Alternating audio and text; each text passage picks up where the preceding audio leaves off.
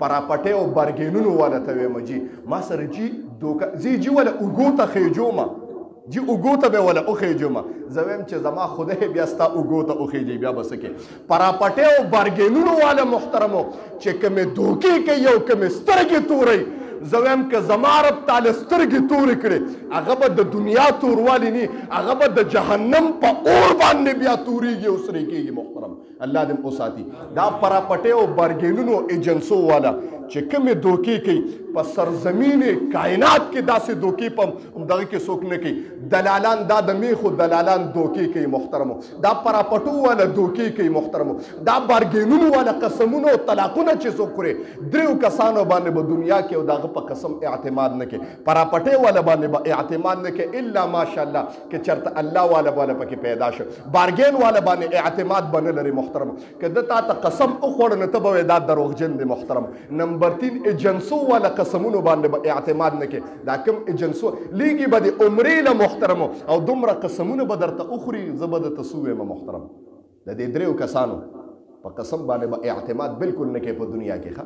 یاره جي سترګې ولا تورومه یو بهروپیه د بادشاه په دغه کې به کېناسته وایي حضرت تا به دوکه کومه تا به څه کوم بل مسلمان دوکه کول ډېر اسان کار دی تا به دوکه کومه الله دې ماته بادشاه ورته ټیک تر وایي نه مې شي دوکه کولی وایي حضرت دوکه کوم به دی جي وایي که دې دوکه کړم نو چې څه غواړې در کوم به زما واقع به د حکمت نه خالي نه زما واقعه به د حکمت نه خالي اخره کې به پکې خامخا څه نه څه فایده وځي انشاءالله او دا واقعات دې دپاره کېږي دا د غوږونو د چسکې دپاره نه چې تالی خوند درکړو جي الحمدلله سبحانه دا عملي زندګۍ کې راوستل پکار دی دې دپاره قرآن کې الله وایي فقصص القصص راغلی قرآن کې الله وایي زه تاسو ته قصه ذکر کومه الله څه وایي قرآن کې قصه ذکر نو دا قرآن کیسو والا کتاب نه دی ښه قرآن قصو والا کې خو الله دې دپاره وایي کیدی شي چې تاسو کې شعور او فکر راشي چې دا قصه کې څه عبرت عبرت دپاره کومه دغه وایي حضرت دوکه کوم به دی وایي نه مې شي دوکه کولی او کله چې دې دوکه کړم نو چې څه انعام وی زه چې د بادشاهۍ د تختې ته رسېدلی یم نو هسې نه یم رسېدلی دا په خپل عقل باندې دې تخت ته رسېدلی یم زه په خپل عقل دې تخت نه مې شي دوکه کولی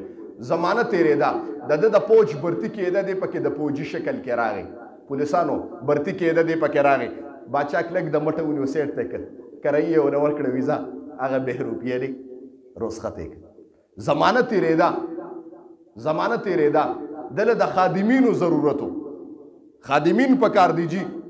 بلا خادمینو ټرایو دې پکې راغی بادشاه پکې دی بیا د مټه ونیوي راځه هغه نه ما دوکه کې کرایلې پیسې ورکړې ویزا نه سوا ته ما دوکه کې زمانه تېرېده هر قسم حربې یې وکړې د وی دا خو جي زما فن دی ما یو بادشاه دوکه نه کړ ما سره جي دوکه کېدو والا فن دی بېپاریانو ته ویم اواز درځي بېپاریان پراپټې او بارګینونو والا ته وایم جي ما سره جي دوکه زی جي ولا اوږو ته خېجومه جي اوږو ته به ولا وخېجومه زه وایم چې زما خدای بیا ستا اوږو ته وخېجي بیا به څه کې پراپټې او بارګینونو والا محترمو چې کومې دوکې کوي او کومې سترګې تورئ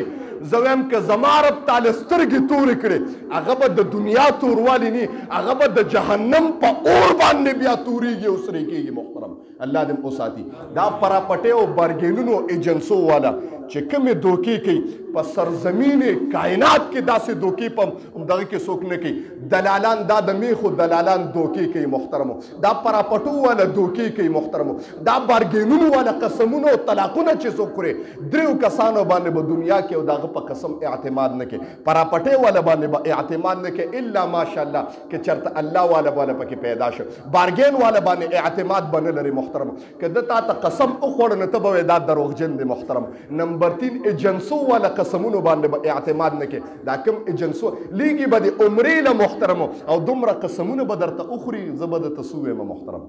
د دې دریو کسانو په قسم باندې به اعتماد بالکل نه کوي په دنیا کې ښه یاره جي سترګې ولا تورومه یاره جي ما سره خو دا فن د دوکې والا ما یو بادشاه دوکه نه که تنګ شوی خو نه یې که تنګ شوی چې بس خبره راغونډه کړه ما یو بادشاه دوکه نه کړ حتی تر دې پورې هیله جوړه کړه چې ځان نه چرته الله والا جوړو ډېرو مولیانو خلک دوکه کړ ډېرو د الله په نوم باندې پیرانو خلک دوکه کړ بس دا جامې واغوندولو دا پټکې یې په سر کې او پیر صاحب ته جوړ شي مخکې د ماضي پته نه لګي چې د ماضي څنګه تېره شوې هغه جي زموږ په معاشره کې پیر صاحب دی زه له دمونه لزم محترم زموږ په معاشره کې ملنګ بابا دی جي ملنګ بابا دا جي ډېر زبرګ سړی دی ډېر خلک په دې پټکو په دې جبو باندې ډېر خلک دوکه شو ځکه زه اکثر یو جمله وایم او دا جمله اکثر به د ما نه مولیان خفه کېږي خو ما وی پروا د چا نه لرم نه د خانانو امیرانو لرم او نه د مولیانو لرم الحمدلله او نه فقیر د چا پروا کړی او نه به تا قیامت د سبا پورې وکړي او نه به دا ژبه د حق ویلو نه بند شي او دعا مې کړې د خدایه چې دا ژبه کله د چا د وجې نه د حق نه بند شو خدایه چاړه مې که او دا ژبه اوچکه دا مې خدای ته ویلي دي مولیان چې د دین په جامه کې څومره دنده په دې دغه کې کېږي محترم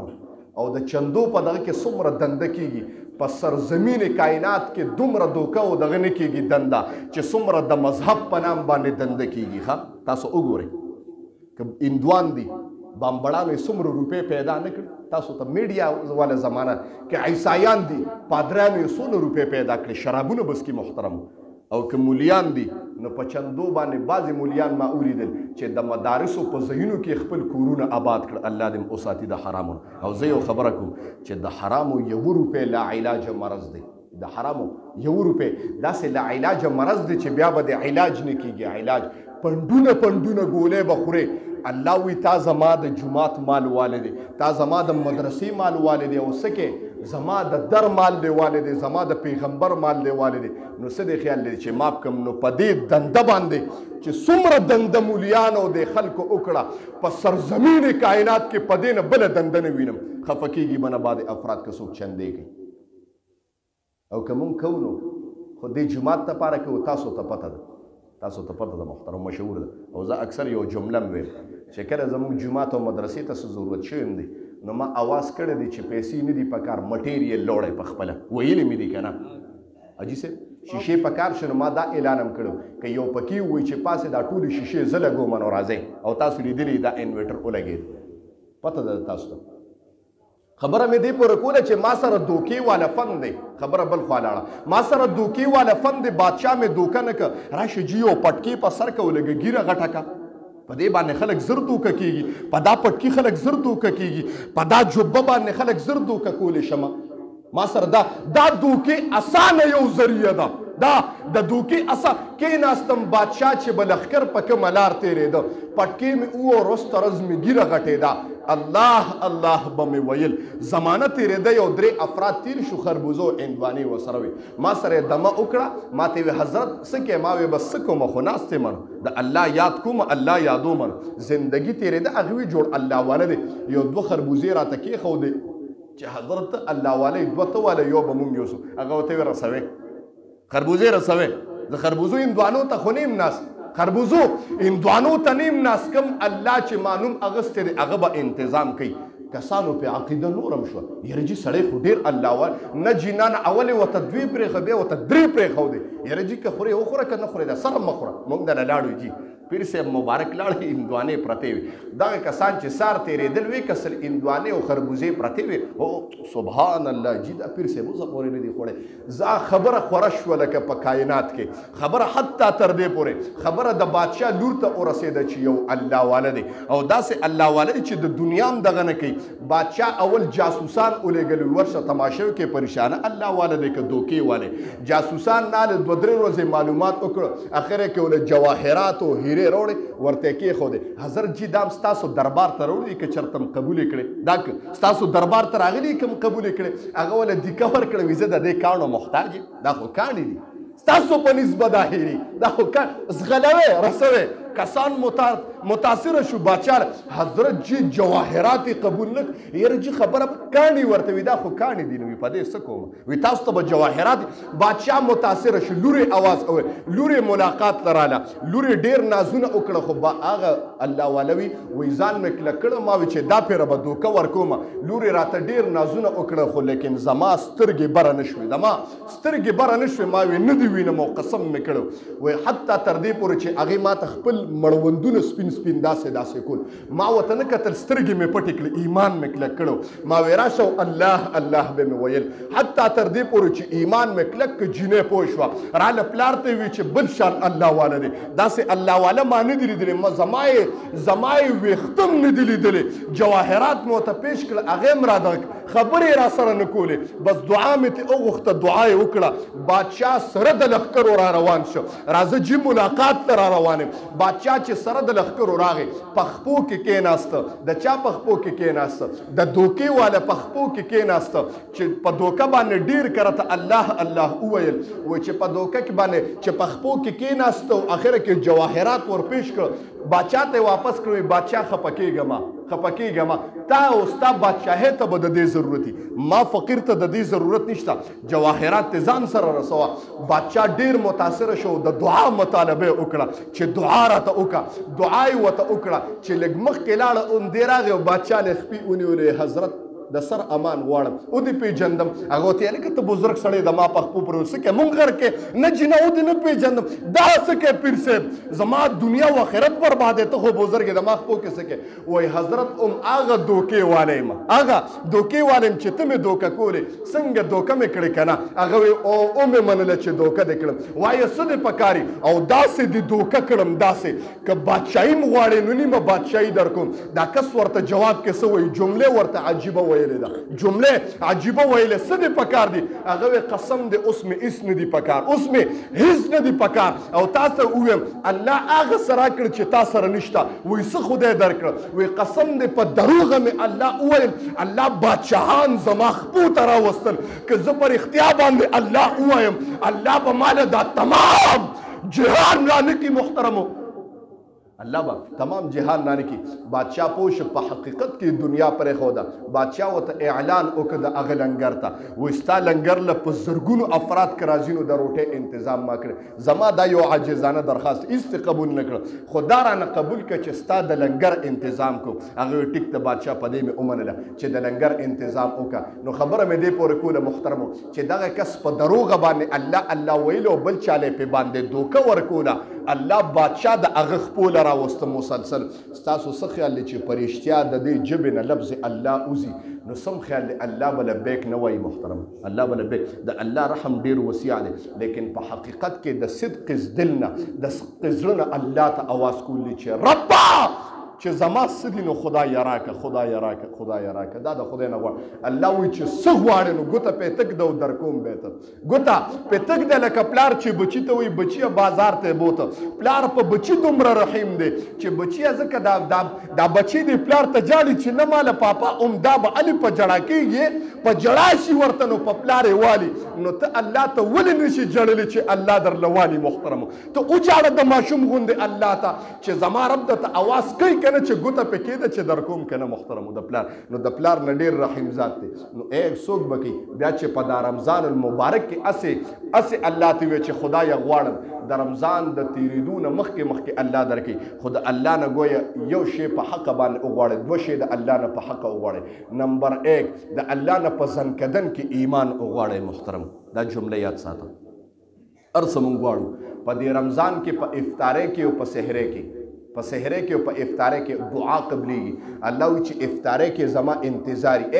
الله وایي خلک د خلکو انتظار کوي، او الله وایي زه د بنده انتظار کوم چې په افطارۍ کې ما ته کچکول اوچت کړي او ټوله ورځ زما د وجې نه دا ګېډه ناره کړې ده، اواز وکړي چې خدایه راکه. وایي قسم دې فرښتو ته ووایم، ورته ووایه چې څه غواړي نو چې ورکړم، څه غواړي. نو زه د دې بنده په افطارۍ کې د لاس اوچتولو په انتظار یم. زه خو افطارۍ کې ټیک ټاکو کې لګیا یم، افطارۍ کې ټیک ټاکو کې لګیا یم جي. دعا ته به کله موقع ملاوي؟ په دغه افطارۍ کې خدای نه وغواړه او دوه څیزونه وغواړه. څه وغواړه؟ تاسو ته طریقه مخایم. نمبر 1 دا شی خامخا وغواړه، ځکه زندگی چې دی هر څومره ډېره شوه، زندگی چې دی هر څومره ډېره شوه، یو وخت پر باندې د مرګ راځي. محترمو، د دې بدن نه به روح وځي، د دې بدن نه به ساه وځي. نو چې په تخته باندې او په کټ باندې پروت او د نزا په حالت کې د نه روح اوزي او په دغه وخت کې درته یو چابي میلو شوه محترم چې هغه په زنکدن کې د کلمې او د لا اله الا الله نو فقد فاز فوزا عظیما. او د پیغمبر جمله ویم نبی علیه السلام فرمایي کوم انسان چې په حالت د زنکدن کې من قال آخر کلمة لا اله الا الله څوک چې په زنکدن کې تر مرګ په وخت کې دا کلمه ووایي چې لا اله الا الله دخل الجنه ډایرکټ جنتي دی. مخکې د الله نه د څه د کلمې سوال وکړه خدای په زنکدن کې راته دا مقدسه کلمه په جمع باندې خدای نصیب کړي چې په زنکدن کې درځم چې دا یو چابي خو را سره چې دا یو چابي خو را سره چې خدای وایي چې زه شادي حال ته ځم نو انویټیشن کارت ښیم چې انویټیشن کارت نه نو پروفیشنل شادي حال کې مې نه پرېږدي چې کیدای شي د ځان نه راغلی نو دا انویټیشن دی محترم لا اله الا الله انویټیشن دی. الله ته وایي خدای دا انویټیشن مې راوړی دی او دا انویټیشن عام نه دی دا مال ستا پیغمبر را کړی دی په دنیا او تعالی مې راوړی دی نو زما رب ډایرکټ پرښتو ته وي پرېږدی وردن نه کې شادي حال ته وردن نه کې جنت ته محترم. او اخیره بله چې دعا کې نو خدای زما اولاد نیک او دینداره کې دا دعا وای خدای زما اولاد دینداره کې ځکه چې ته مړ شي او ستا بچي یو حرفم د قرآن وای ستا بچي یو پیرم په مانځه باندې الله ته ودرېده محترمو نو الله په ستا تمام ګناهونه په قبر کې معاف کوي محترم تمام ګناه. نو څه دی خیال لري دوه دعاګانې کوي د مال خو الله فرعون او قارون او شداد او د دنیا لعین خلکو له الله ډېرو خبیثانو له الله مال ورکړی نه دی محترم ډېرو خبیثانو له ورکړی دی مال خو د الله په لیکن دوه سیزونه د اولاد د دیندارې او نمبر 1 د زنکدن په وخت کې د کلمې دعا کوه. بس اخیره کې د سرسایه خبره کوم مرګري د سرسایه مسله کې چیرې جی اوم د کنه بلې جمله اوم خبره بل راځي وایم که دا خبره مسله اهم نه توجه شي یو مرګري مخکې ویل ما خو دغه کې ویل مازیګر کوم ویره جی زه غریب یم نو سرسایه به ورکوم اوس د هغه کسان د مسافرو د سرسایه خبره کوم چې مسافر به سرسایه څنګه ورکوي د بعد خلکو درونه اکثر والد صاحبان د باری په دغه کې نو تپوس کوي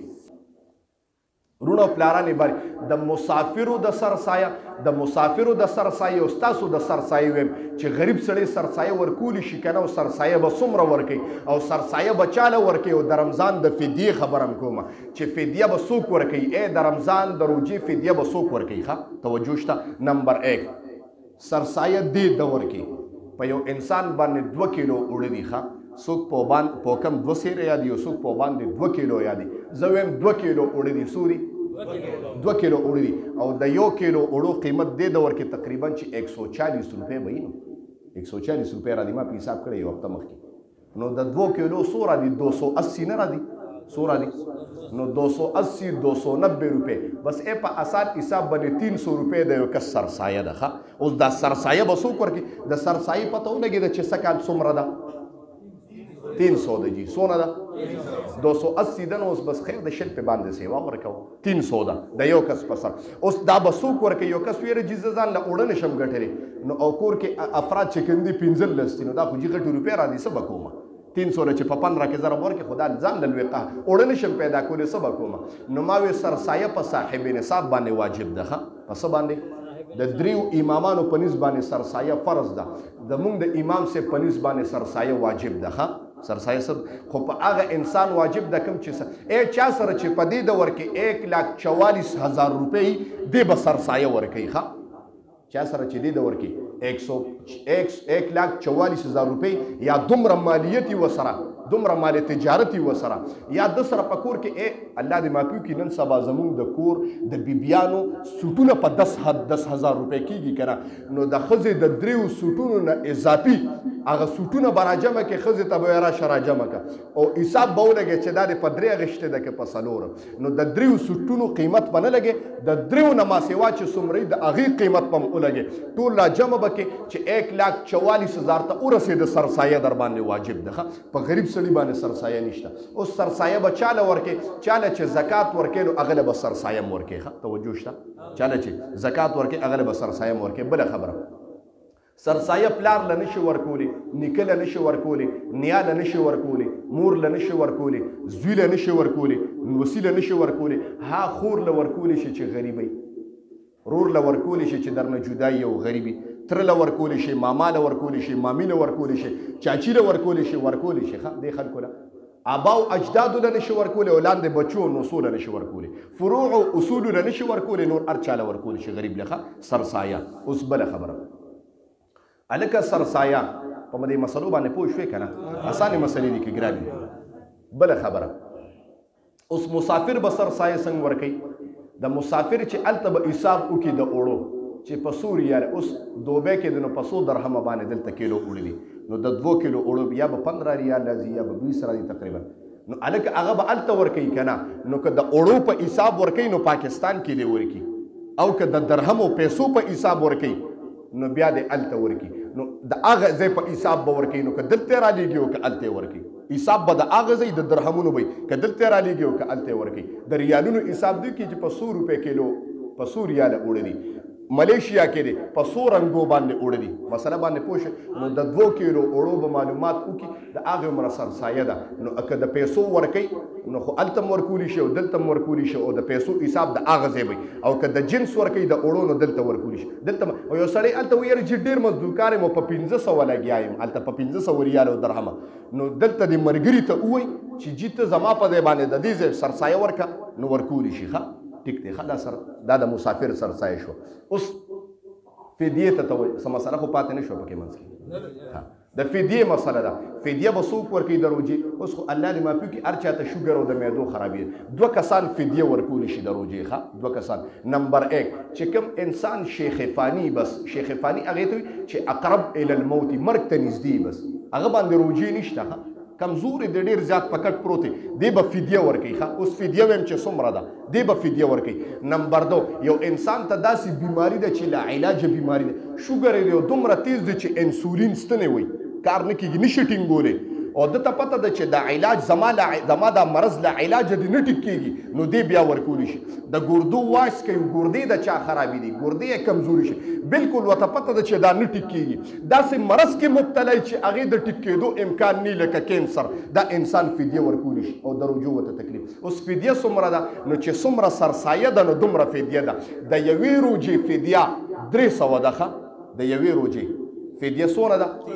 300 روپۍ ده چې څومره سرسایه ده نو دومره فدیه ده. اوس په دا فدیه او سرسایه کله ورکوي نو هلکه جي د رمضان نه مخکې هم ورکولی شي او په رمضان کې هم ورکولی شي خو بهتره دا ده چې په دې رمضان کې ورکړي کیدای شي چا سره غریبي ډېره روژه ماتې کور ته نشي وړی یا اختر نه مخکې څوک کمزوري د نورو ماشومانو پیزار نه وي اچولی د هغه ماشومان په زړو کې ګرځي یتیمانې نو د روژې د اختر نه مخکې او که د اختر مونځ وشو بیا د سرسایه ورکړه دا سرسایه د خدای په نسبت باندې قبول نه ده. اقول قولي هذا استغفر الله لي ولكم فاستغفروه آمين. الحمد لله رب العالمين والصلاة والسلام على خير خلقه محمد وآله وأصحابه أجمعين برحمتك يا رب. يا رسول سلام عليك يا حبيب سلام عليك سلام